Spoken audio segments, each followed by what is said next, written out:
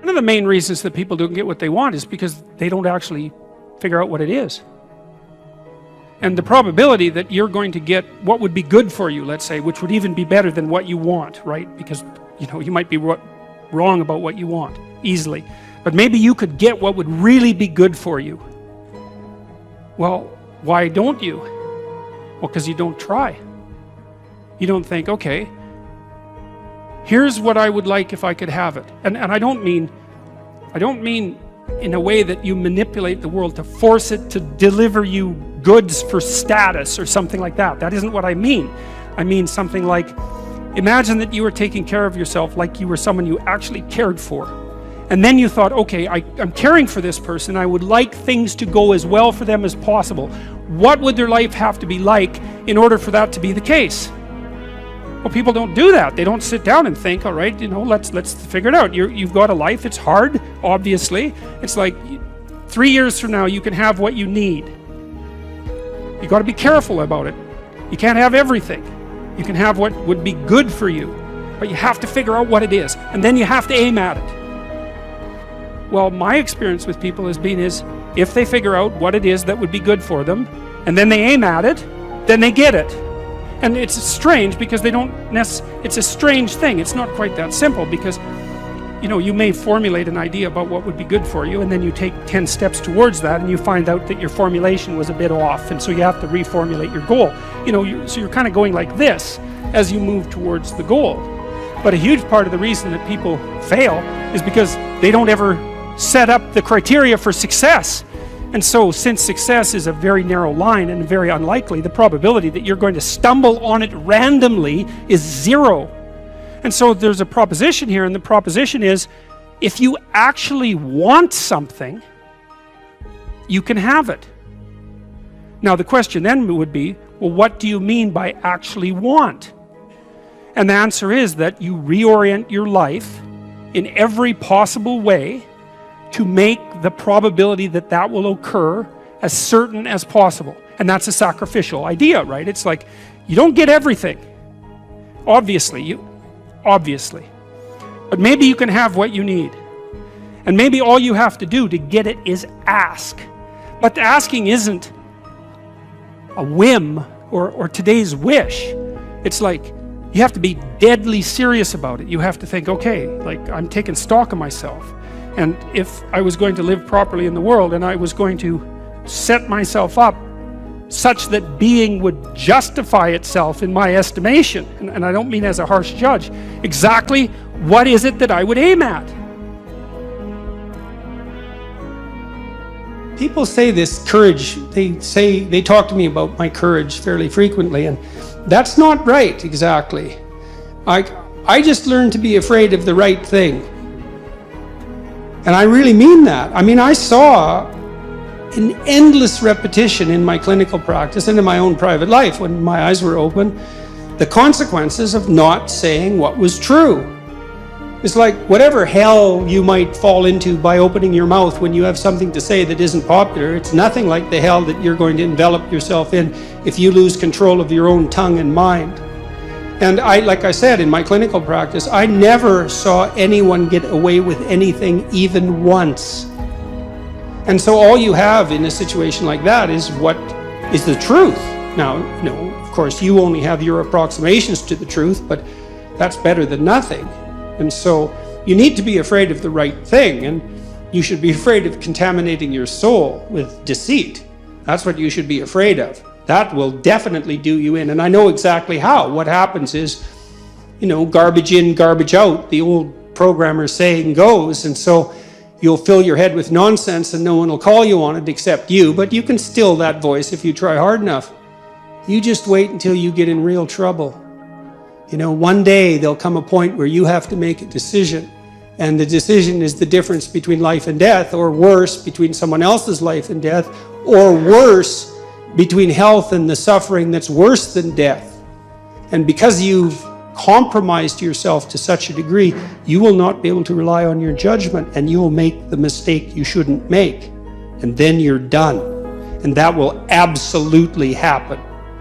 So you tell mistruths voluntarily, at your exceptional peril, and you avoid the unpleasant truths that you might have to delve into in all their messiness at your absolute peril and the peril of everyone around you. And so if you see that, you become afraid of that. That's hell. And hell is worse than death. So, and I mean that most sincerely. The existential psychotherapist in the 50s, taking a page from Heidegger, talked about thrownness, right? The arbitrary nature of our existence. I mean, here you are, you have the ethnicity and race that was bestowed upon you. You had no choice in that. You're the victim and the beneficiary of this particular historical moment. You're the victim and beneficiary of all the atrocity and the wonders of the past. You deal with your own emotions. You deal with the fact of this specific time and place, all of that. And there is a sense of, there's a sense of mortality, certainly, that's associated with that, with finitude and mortality. And you can easily say, in some sense, that we're all victimized deeply by our own susceptibility to vulnerability and tragedy. And I think that's true. But then the question is, what's the best way of dealing with that? And falling prey to it. When my daughter was young, she was very ill.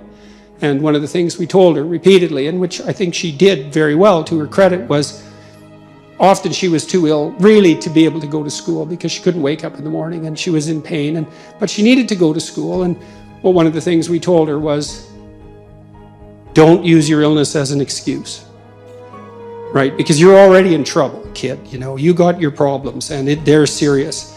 But if you can hold on to the distinction between the part of you that can, in spite of this, and the part that can't because of it, and not blur that distinction, then that's one more thing you have on your side while you're attempting to struggle through this.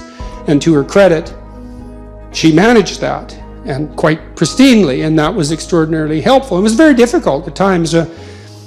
After she had had her hip replaced, she couldn't get around that well. And so we decided to put her in a motorcycle course, which was rather a terrifying thing to do since she just had a hip replacement, but she needed to have a scooter to get around. And so she went with her mother to this motorcycle course, and they were driving motorcycles, not scooters.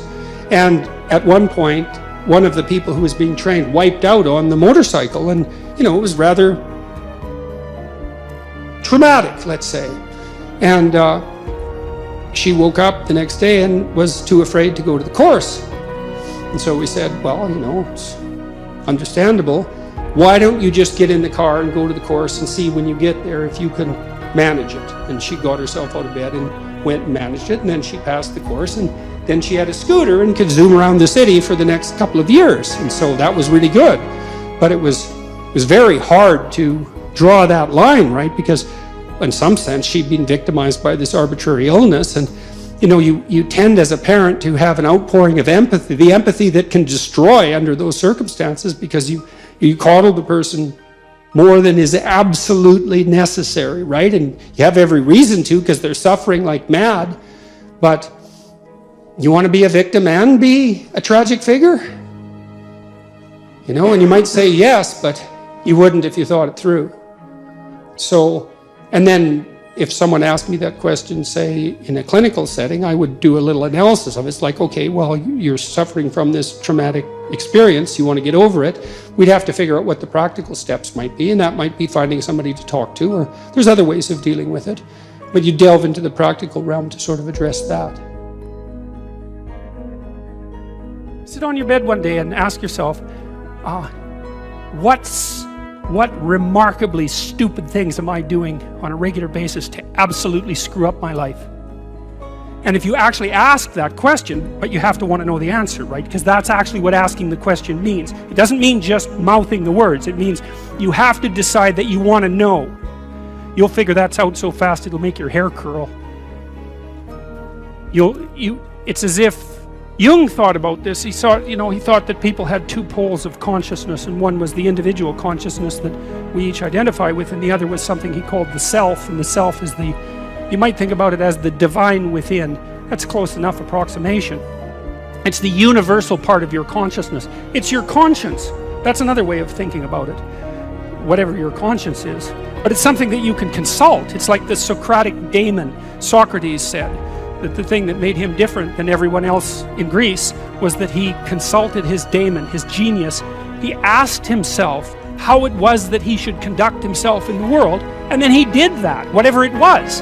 He didn't try to force a solution, he didn't try to force a solution selfishly. He asked, I'm going to manifest myself in the best possible manner in the world. I would like to do that. What would that be? Well, you're perfectly capable of thinking. God only knows how. You're perfectly capable of immense feats of imagination and dream and fantasies. God only knows how you do all of that. What would happen if you consulted yourself about the best possible outcome for you? You might get an answer.